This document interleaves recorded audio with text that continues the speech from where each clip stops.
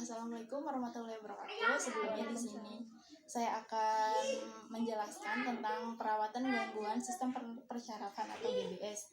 Di sini saya akan mensosialisasikan ya Bu tentang GBS itu sendiri.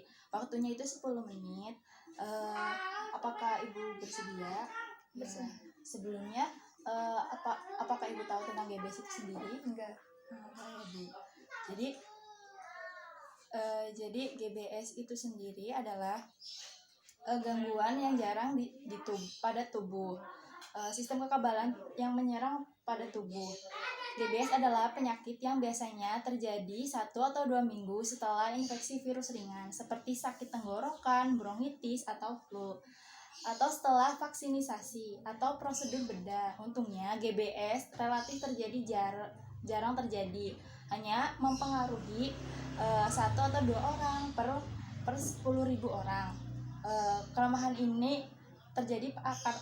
Kelemahan dan mati rasa ini di kaki biasanya merupakan gejala pertama. Jadi pertama awalnya di kaki tidak terasa apapun dan lemah. Sensasi ini dapat dengan cepat menyebar, akhirnya melumpuhkan seluruh tubuh. Terus tanda dan gejalanya ada tanda gejalanya ya Bu. Tanda gejala GBS itu sendiri, beberapa manifestasi awal dari GBS adalah baal, tidak terasa apapun, nyeri pada kaki, nyeri pada seluruh tubuh, dan terjadinya kelumpuhan. Terus paratesia serta kelemahan pada ekstremitas, yaitu ekstremitas itu adalah gerakan, kelemahan pada gerak. Terus prestesi merupakan gejala khas yang terjadi pada orang dengan GBS.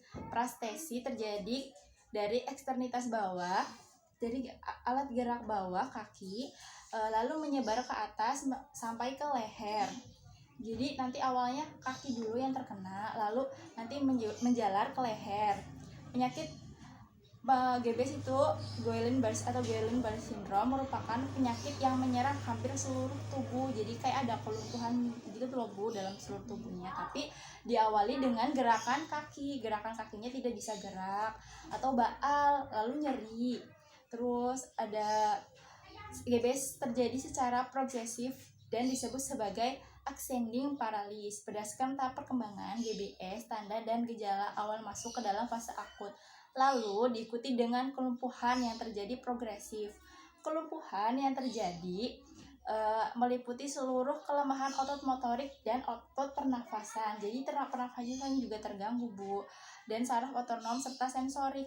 Pada motorik terjadinya penurunan refleks tendon dalam, kelemahan otot pada ekstremitas, saraf kranial pun terserang sehingga akan ditemukan gejala seperti dispagnia dan juga kesulitan dalam berbicara. Nah, jadi bukan hanya alat gerak tubuh saja yang terkena, tapi nanti ada bicaranya juga terganggu, seperti mungkin orang kayak stroke gitu ya, bukan ngomongnya kayak beda gitu, kayak gitu. Terus di sini saya akan menjelaskan tentang penata laksanaan GBS ya Bu. Penata laksanaan GBS yaitu penyebab terjadi Guillain-Barré syndrome itu belum diketahui, tetapi pada banyak kasus sering disebabkan oleh infeksi virus. Jadi GBS itu terjadi karena ada virus yang masuk melalui tubuh kita Bu.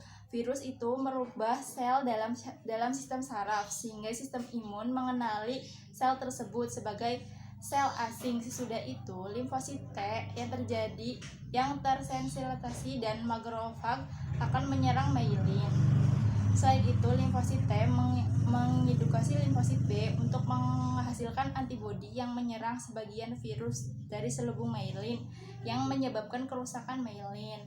Virus yang paling sering menyebabkan penyakit ini adalah virus yang menyerang sistem pernafasan atau influenza.